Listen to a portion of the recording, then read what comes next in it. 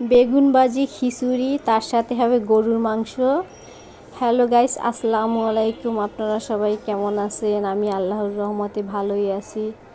আমি আজকে রান্না করব বেগুন ভাজি, তার সাথে হবে গরুর মাংস, তার সাথে হবে খিচুড়ি। আমি বেগুনটাকে সুন্দর করে ভেজে নিব। আমার কাছে বেগুন ভাজি খুবই ভালো লাগে, কার কাছে কেমন লাগে সেটা জানি না। খিচুড়ির সাথে বেগুন ভাজি খুবই মজা লাগে। আর আমাদের দেশের বাড়িতে একটা জিনিস করে, ওই যে মরিচ ভেজে তারপর কাঁচা পেঁয়াজ দিয়ে তেল দিয়ে একটা ঝাল ভর্তা করে, ওই ভর্তাটা অনেক সুস্বাদু, অনেক টেস্ট। যদি তার সাথে হয় খিচুড়ি, তাহলে তো কোনো কথাই নেই। আমি এখন রান্না করব গরুর মাংসটা। ওই পিসের চুলায় আমি বসিয়ে দিলাম বেগুন। আমার হাজব্যান্ড খিচুড়িটা অনেক পছন্দ করে, আমিও খুবই পছন্দ করি। ও আমার চাইতে বেশি পছন্দ করে। যেদিনকে আমি খিচুড়ি রান্না করি সেদিনকে বলে, তোমার হাতের খিচুড়ি খুবই মজা, জান আমার কাছে খুবই ভালো লাগে। আমার হাজব্যান্ড যেটা খায় সেটাই আমি করার চেষ্টা করি, কারণ আমার হাজব্যান্ড খুবই একটা ভালো মনের মানুষ, আমাকে খুব ভালোবাসে। আমি এখন দিয়ে দিলাম পরিমাণ মতো আদা, তারপর দিয়ে দিব রসুন পেস্ট, পরিমাণ মতো সব কিছুই দিয়ে দিব। ঝালও পরিমাণ মতো খাই, অত বেশি খাই না।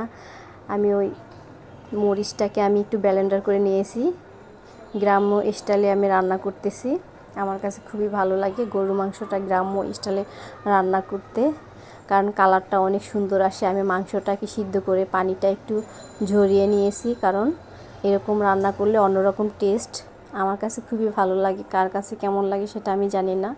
আমরা দুইভাবে রান্না করি, এভাবে রান্না করি, হাতে কষায়ও রান্না করি। গরুর মাংস যেভাবে রান্না করে সেভাবেই মজা লাগে। আমার ছেলে বলে, আজকে আম্মু তুমি কি রান্না করতেছো? আমি বলি কি, আজকে তোমার জন্য রান্না করতেছি আব্বু খিচুড়ি। বলে কি, থ্যাংক ইউ আম্মু, আমি অনেক পছন্দ করি। আমি বলি, বাবা তুমি তো খাও না, তুমি তো বলো। হ্যাঁ আমি খাই, আমি মজা করি। আমার ছেলে বেশিরভাগ পছন্দ করে মুরগির মাংসটা, গরুর মাংসটা অত বেশি সে পছন্দ করে না। একটু শক্ত শক্ত খাবার, এই জন্য ও বেশি পছন্দ করে না। আমি ওইটার ভিতর দিয়ে দিলাম, গরুর মাংসের ভিতর দিয়ে দিলাম 4-5 টুকরা আলু, কারণ আলু আমার অনেক ফেভারিট, আমার কাছে খুবই ভালো লাগে। আলু আমার ছেলেও পছন্দ করে, আমার হাজব্যান্ডও পছন্দ করে, এই জন্য আমরা কম বেশি হলেও 2-1টা আলু দিয়ে দেই। এখন আমি বসিয়ে দিব আমার প্রিয় খিচুড়ি, কারণ সবারই প্রিয় এই খিচুড়িটা। এমন কোনো মানুষ নাই যে আমি পছন্দ করি না, আমার কাছে খুবই ভালো লাগে। আমি পরিমাণ মতো সব কিছু দিয়ে দিলাম, হলুদ দিয়ে দিলাম। আমি রান্না করব পোলার চাল দিয়ে, কারণ পোলার চাল দিয়ে খিচুড়িটা অনেক মজা হয়। আমি একসাথে সব কিছু ধুয়ে একটু ভিজিয়ে রেখেছিলাম, জানি পানি কম লাগে। আমার হাতের খিচুড়ি খুবই মজা।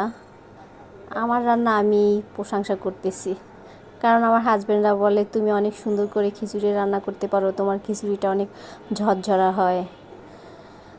তার সাথে দিয়ে দিলাম আমি 4-5 টুকরা কাঁচামরিচ, আর ঘি দিয়ে দিলাম, কারণ ঘি না দিলে মজা হয় না, আমার কাছে মনে হয় কেমন কেমন জানি লাগে।